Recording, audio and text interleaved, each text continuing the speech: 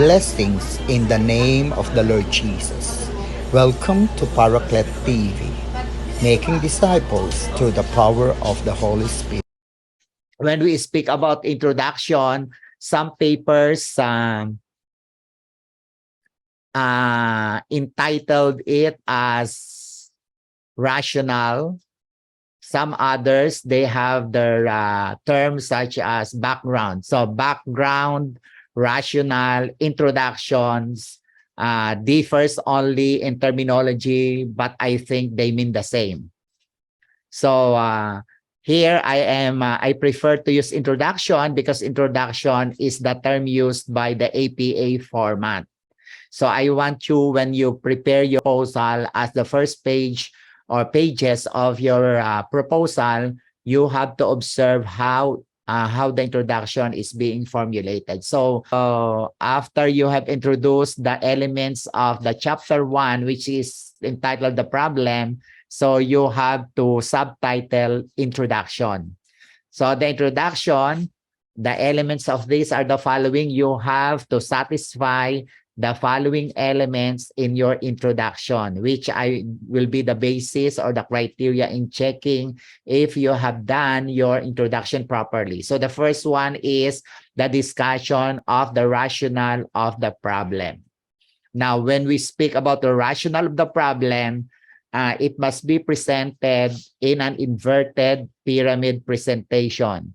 When we say rationale in research as your introduction, it does not only confine in answering why did you do the research. It does not answer the why, because when you answer the why, it is only one sentence to satisfy the why did you submit or why did you propose the title. So when we speak about rationale, this is a narration, kwento, narration of an event, narration of a circumstance that inspired you or even moved you or forced you to submit the proposal. If there is a grant for a research paper, then it is very clear in that research paper why the grant is to be given. I believe the objective or the rationale is already written there. But in your own paper, you have to specifically narrate the rationale of your proposal. Say, for example, you are into looking about the relationship of using the social media or the flexible learning during the pandemic, because most of you are into it. So you must include a narration of events, of what is happening primarily in an inverted pyramid. We say inverted pyramid, you start with the international scenario, then going to the national scenario, then to your local setting. So that is how you're going to present the rationale. So you look at some important facts and information about flexible learning, about pandemic in the international scene. Say, for example, what's that in America? What's that in Europe? So include one or two incidences or one or two important events relative to the topic to be included in your rationale about your main topic. Now proceed with what is happening in the Philippines about flexible learning, about the use of social media to come up with a good productivity and performance in the teaching and the learning process. Then proceed with your local. If you are at CTU, so what's happening about flexible learning in CTU? If you are in the DepEd Cebu, like Serjan, what is happening in DepEd Cebu using the synchronous and asynchronous and many aspects about the teaching and learning process during the pandemic. So because you are narrating events, so there is a need of having a citations, in-text citations. Now you're going to use the format for the APA format in using the in-text citation, as well as the use of references. Here, you will find that as the start of your introduction, you are now making it more objective, making it empirical, since the narration of events are coming from published materials. So what you're going to emphasize in your rationale, of course, will be your main topic. How did you come up? What are the events or incidences that inspired you or give you a hint of proposing your dissertation? So it starts once again. You have to observe it from the global, then going to the national, then going to local. Next, after you have made it satisfied for number one, proceed with the description of the setting of the problem. Although the setting has a place in chapter 3 of the math, but it's good to cite the salient or the most important characteristics of the setting at the beginning of your paper, which is in the introduction. So the next thing that you must satisfy is to describe the setting of the problem. And when I say setting of the problem, I am referring to two things. It's the first one is geographical, and the other one is psychological. The difference between the two: geographical is seen, concrete, but the psychological is abstract.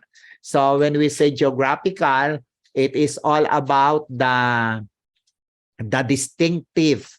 most distinctive characteristics of the setting of your of where your paper will be made. Say, for example, distinctive, meaning it is the sole characteristic of your setting. It is not a general characteristics of all. Say, for example, you are in the senior high school. That's the setting. So look at the most distinctive aspect of the geographical setting of your school as not found in all the high schools, even in international. I'm assuming that you are looking ahead of not only submitting your paper, assuming that you are wanting to publish that in the journals internationally. Geographical setting, look at the most distinctive aspect of your geographical location, of the infrastructure, of how the students reach your school, something like that. So one best example is if your location is in a very remote area wherein students must ride first on a banca, and that's a very distinctive characteristics. Not all schools have that characteristic. So you have an eye to locate the most distinctive characteristics of your setting that you know will have an impact on the results of your study. And then psychological, we are looking at how students were selected. If students are all children, or most of them are OFW children, or single parent, if they are single parent, or most of them, when they report to your classes, will proceed first in agriculture, so something like that. Or if your location is a pilot school and you will be experimenting on the cream of the crops, so that's good. That's about psychological aspect. And psychological aspect means if your school is always winning in the district contest or even in the division contest, that's about psychological aspect. So just mention the most distinctive characteristics geographically and psychologically. And to make it more objective, once again, and empirical, so you must have in-text citations and references. Next is the building the literature foundation of the study. So in the APA format, the chapter 2 is already included in the introduction. The chapter 2 at CT as well as the MLA format focuses on the related literature and the related studies. So to differ the introduction as well as the chapter 2, in the introduction, what you're going to do is just to describe or to define your major variables, like what Sir John has already shared, that you are to share what's your mention your variables in the introduction. That's true that in the introduction in your papers, you have to introduce your main topic, then your major variables, main topic and major variables. So your major topic is just a word. Say, for example, mathematics or reading, that's the main topic, or flexible learning, that's the main topic. So you have to introduce by having a literature foundation of the main topic in your major variables. Now, in the introduction, all you have to do is to define or describe your major variables in your main topic. But in chapter 2, you are to discuss and explain. So that's the difference. So higher order thinking skills, the HATS, are for chapter 2 about your major variables in your main topic, and the lower order thinking skills is only available in the introduction, since you are just introducing your major variables and your main topic. So you are going to utilize the meta-analysis, the meta-synthesis, which your Right Shop has already given you the opportunity how to do it properly. So this time you are now to apply that in your own proposal to satisfy the introduction. And then, of course, in the building of the literature foundation, because you will be looking at the definition as well as the description of your main topic and your major variables through the experts. So there must have in-text citations, and you have also to remember the references, because in the introduction, you will just put the in-text at all the citations, but the references must be located in the final thesis dissertation proposal at the last 2 pages, the references, not in the introduction. Okay. Next, to satisfy is you have to prove the seriousness and the urgency of your proposed dissertation. Why did you say that it is really serious, or the issue or the problem that you are going to solve in your dissertation is so important that it must be solved ASAP, as soon as possible? So you have to prove the seriousness and urgency of it. How will you show its seriousness and urgency? You show it by showing statistical evidences. No.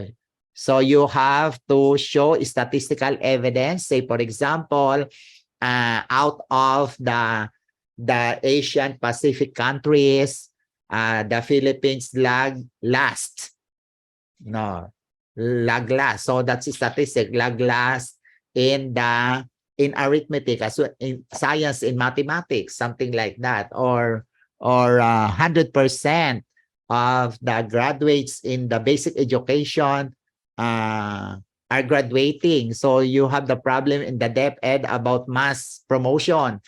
No, that's one of the controversial issues that you are encountering now, the mass promotion being discussed in the Senate, that the native tongue or the mother tongue is being removed from grade 1 and grade 2 and grade 3. So you have to show evidences of that. You know, in the Senate as well as the Congress, to convince their colleagues to approve the bill, they have to show statistical evidences, and it must be shown in your paper at the beginning of the introduction to prove that your dissertation is really urgent.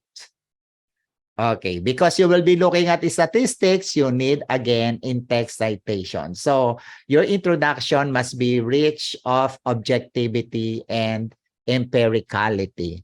This time, the last two paragraphs or the last paragraph must include now your research general objective.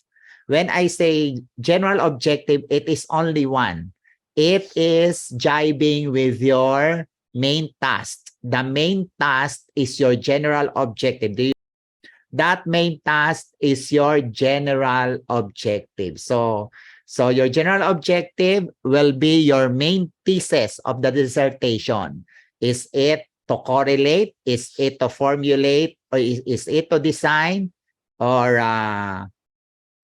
is it to look at the association or the significant differences of the male and the female, the private and the public schools? Or what is it? We call that as the general objective. So it is just stated in one sentence. So the formula will be your main topic, the main task, your main variable, your topic, your participants, the place, and the year. So you have to satisfy this and be placed in the last paragraph for the research general objective. You know how to make the lesson objective because we are all teachers. It will be easier for you to make your research general objective since you know how to make your lesson objective. And the formula is already written here. And then, so statement the research general objective, answering the question what? What do you want to solve? What do you want to solve? It answers the question for number 5, and number 6 answers the question why. Why do you want to solve, or why? It is something like number 5, what is your dissertation proposal? And number 6, why did you propose this dissertation? So in the rationalization, the research general purpose, so please have an eye to distinguish the two important terms that seems to be similar, but they are not similar. They are different. Objective and purpose. Objective is the what, the purpose is the why. So what is the why? General purpose is the why. So although in chapter 1, you have the significance of the study, no, the why is the significance of the study, but in looking at the significance of the study, there is the major significance of the study, but there are also minors. So it is here in the rationalization, the research general purpose, you pick the general, the major significance of the study. The major significance of the study is the first and foremost answer to the why did you propose the problem. And you make it specifics on the significance of the study as a part of chapter 1, not in the introduction. In the introduction, just the major purpose. No, the major purpose. And when you are answering the major purpose, you specify the beneficiary and what benefits that they will gain if the dissertation is already done or solved. So these are now the 6 important elements of the introduction. Share Jesus. Subscribe and Subscribe and share share Paraclet Paraclet TV. TV. Go, go, go.